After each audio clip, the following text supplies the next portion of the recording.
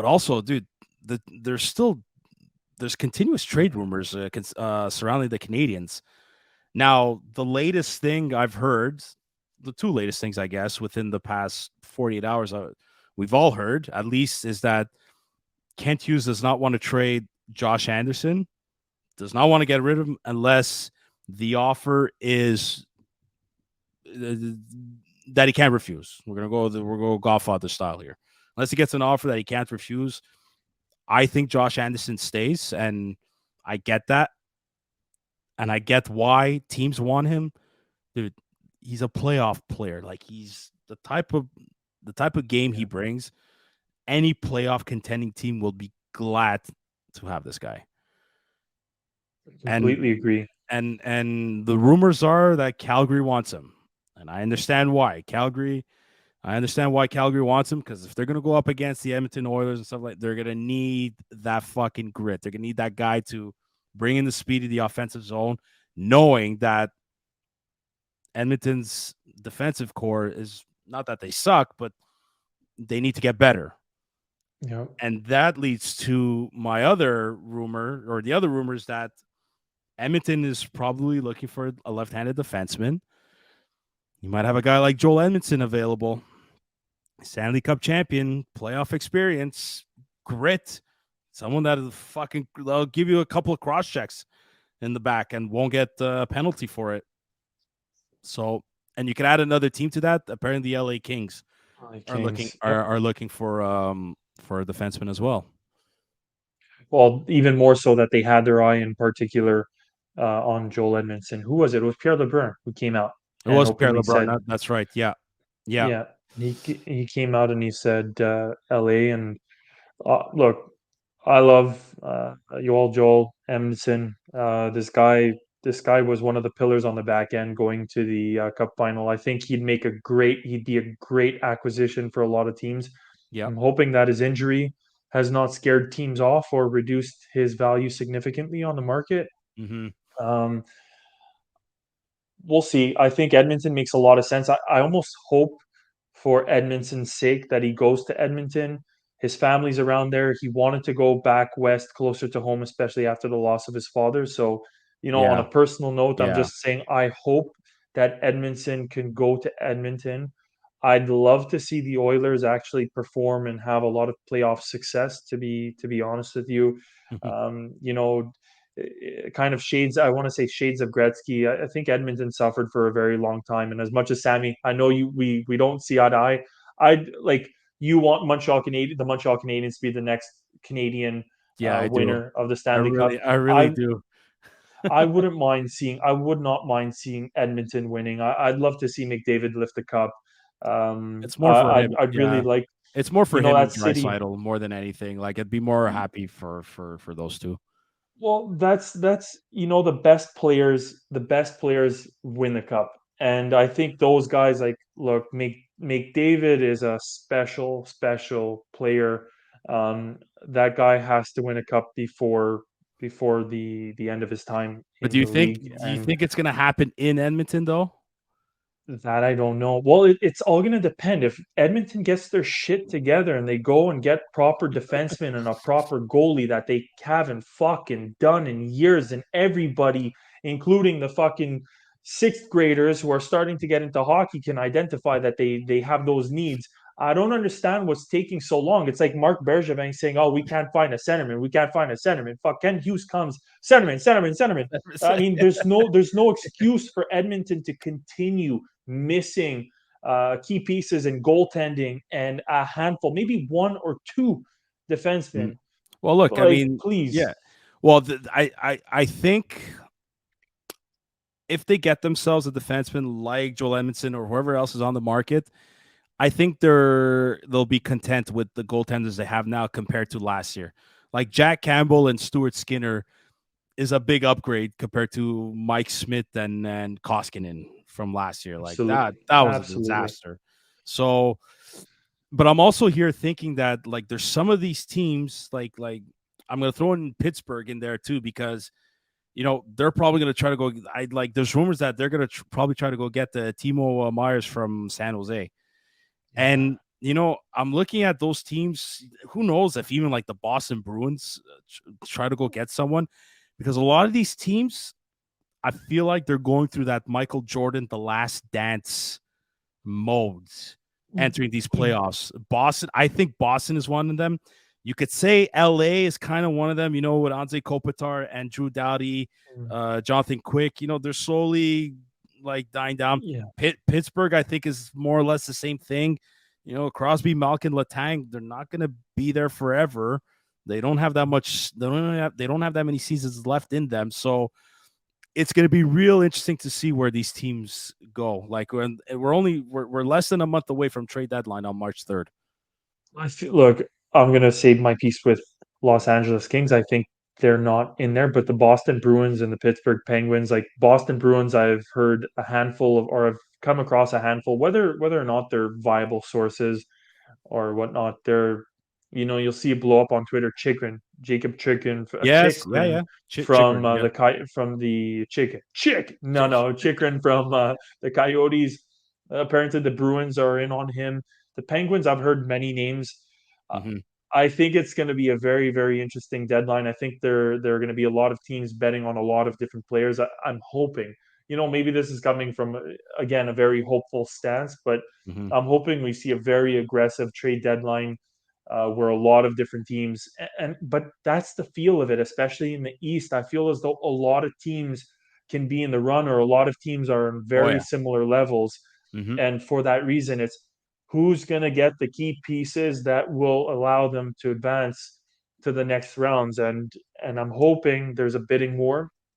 And oof, Boston. I swear to God, if Boston gets somebody like Chicken, they're going to be a scary Dude, if, bunch. if Boston gets somebody like fucking Patrick Kane, which I don't know if they can salary cap, if they get a guy like Patrick Kane, like I'm gonna punch the glass right here.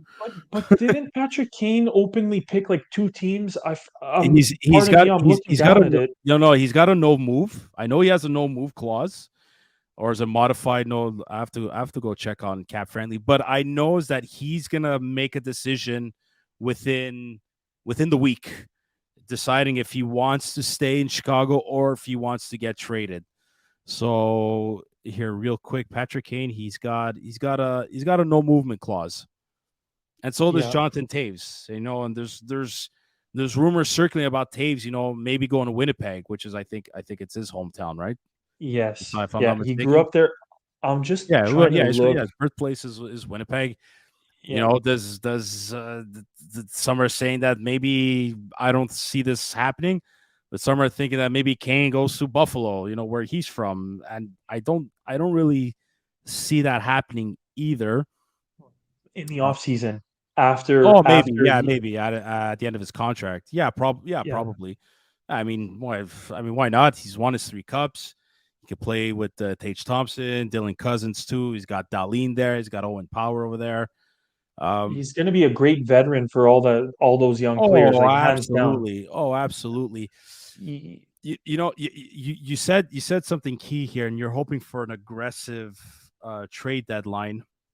And I think Habs fans are hoping for the same thing regarding our team. You know what? The more and more the games go on, and as we get closer, like, yeah, I understand the rumors regarding Anderson and Edmondson. It's one of those like where there's smoke, there's fire. But aside from those two, add in a Sean Monahan for now. I'm expecting just those three to be moved. I'm not expecting Mike Hoffman to get moved. I'm not expecting Dvorak to get moved. Apparently, on who was it? The Gauthier on LDS, Denis Gauthier on LDS saying there's no demand for Drouin. There's no demand for Dadonov. Uh, I don't think he's going to trade Paul Byron's contract. There's no point. You know what I mean? Like, so I've been thinking about this not all day, but like a good part of my day. It's like I'm expecting him to move one of those three, either Anderson, Edmondson, or Monahan.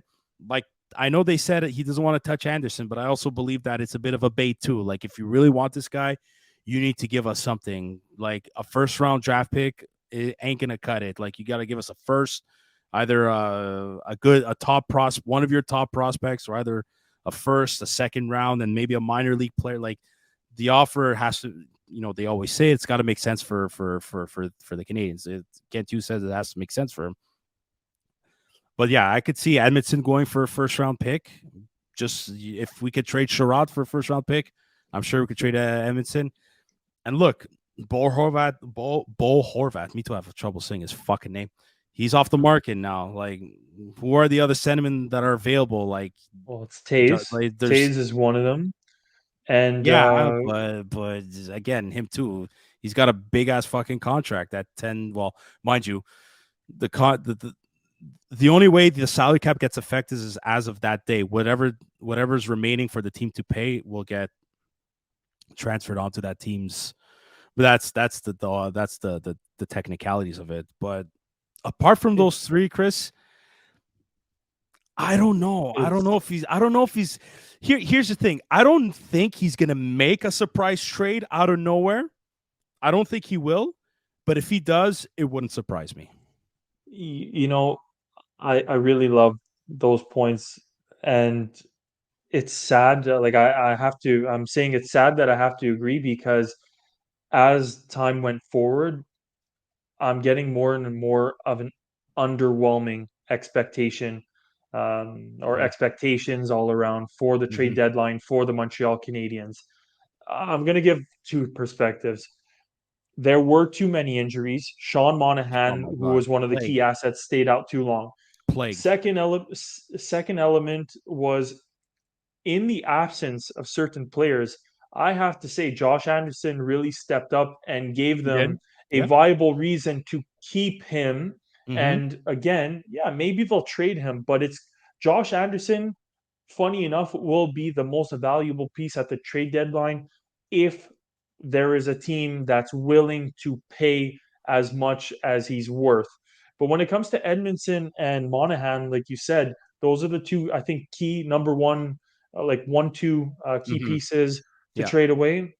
Their injuries have affected them so much, and I think that they've affected their value so much that my expectations going Yeah. into the trade deadline, we might be looking at second, even third round. I mean, third round pick is maybe an exaggeration, but second round picks for these guys. And then if you're talking about Hoffman, Drouin, I'm sorry to say, I don't see this guy going anywhere unless it's for like a third round pick. Seriously, Oh, dude, seriously. I wouldn't be surprised. You know what?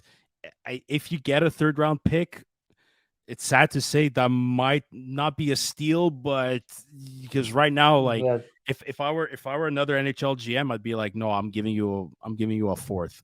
I'll give you a exactly. fourth, and you know what? I'll throw in a minor league player that could be like a bit of Laval, yeah, yeah, Nate Schnarr when they got Nate Schnarr from the Devils for what's the goalie for the Hamburglar? oh, Yeah, yeah, Hammond. Jesus Christ, why can't When they got Josh? Hammond, Yeah, Andrew Hammond. Andrew Hammond Yeah, for Nate Schnarr. You know, Nate Schnarr, he's good for Laval, but I don't think he's ever gonna make his way yeah.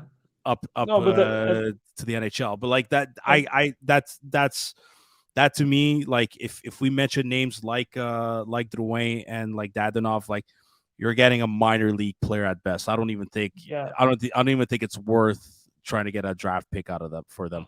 I I think it's exactly that. Like those guys are going to be give us a player to help Laval make a nice deep playoff run. Other than that, we're not getting anything. Yeah, The maybe. only Yeah. name that's kind of like a in between, and I don't know 100%.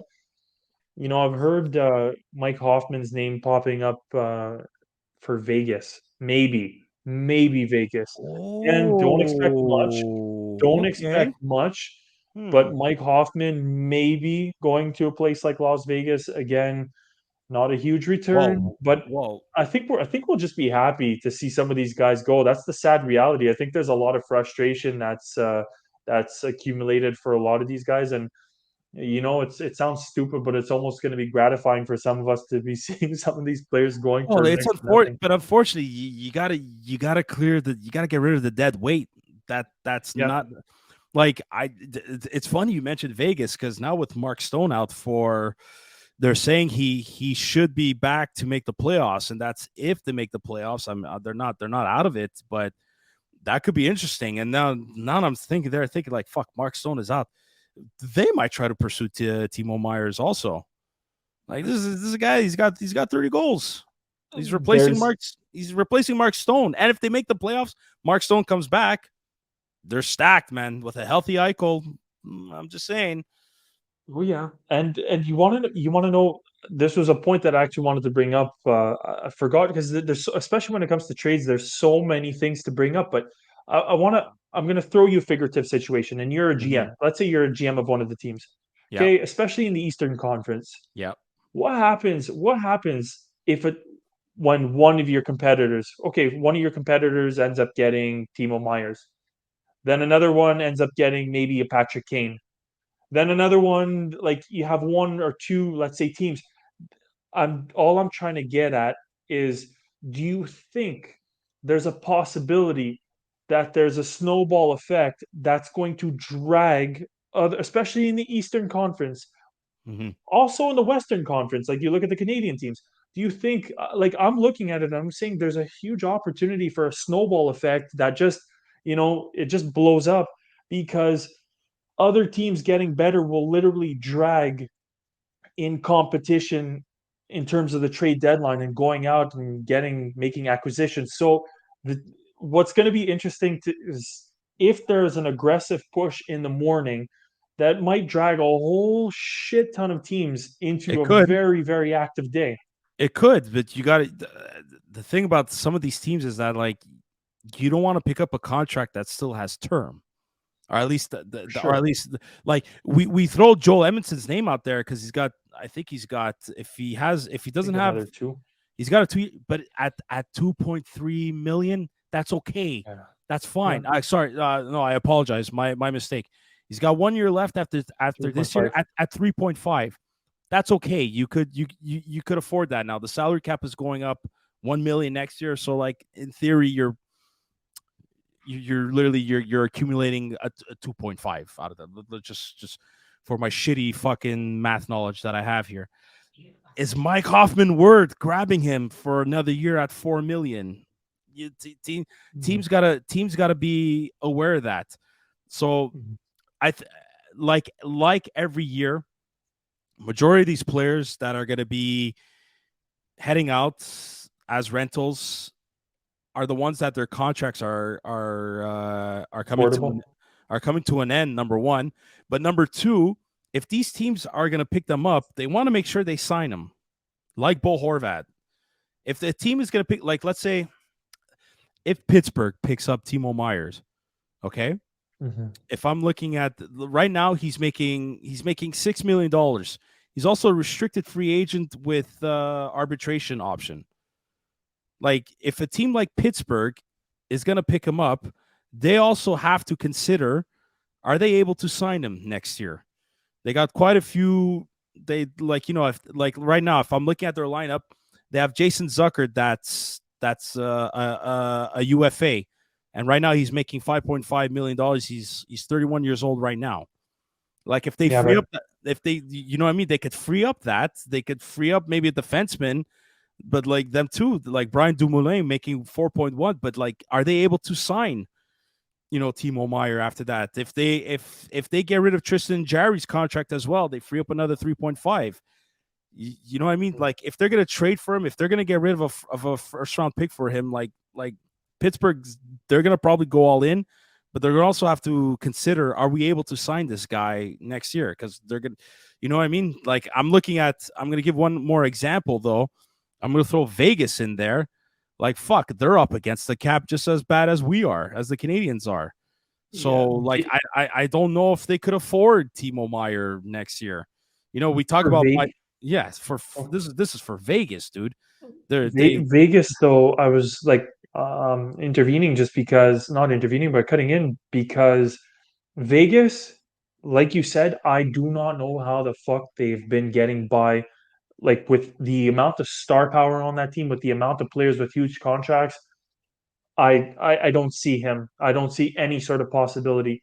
no, But for that's it. Pittsburgh, on the contrary, they've always ran with Crosby, Malkin, Letang, or Mm-hmm. Letang. Yep. Those are the three. They're look, they are okay as long as those three are there. And I would see them like there's kind of a cycle in Pittsburgh, don't you find? They go through like the There is. James Neal type player, then they Yeah. have the Rust, then they have it's whoever can play and perform with Well, that's Crosby why. and Malkin. Well, that's why So Rust. No pun intended, but he's rusty. Like Rust is rusty. Like he's not scoring as much as he should. So that's why. I'm sorry to cut you off, Chris. I just thought of a team. I want to put money on it. I want to bet and put money on it that they're gonna land Timo Myers. I'll give you a hint. The Max Pacioretty season is done. oh yeah, if Carolina goes ahead and pushes for him. But what do they have to offer? What do they have to I think Carolina is willing to go all in because they're I consider them as contenders. They have the cap space. If they have to give a first round pick and maybe throw in a conditional third round pick, they could give in Flyers. Carolina's third round pick or the anyways, sorry, I'm just reading up on something. That's why this trade deadline is madness. You have Carolina, you have Boston, you have Tampa Bay, you have Toronto, you have the New York Rangers to a certain degree. You Yeah. have the Pittsburgh Penguins. That's 6 teams right there that any one obviously there are certain teams that are maybe a little bit more favored to go a little bit deeper, but nevertheless, those are 6 teams that could very well surprise and could very well go all the way in the playoffs. And come trade deadline, like holy shit, what could we witness at trade deadline? Like I'm not even excited for the Montreal.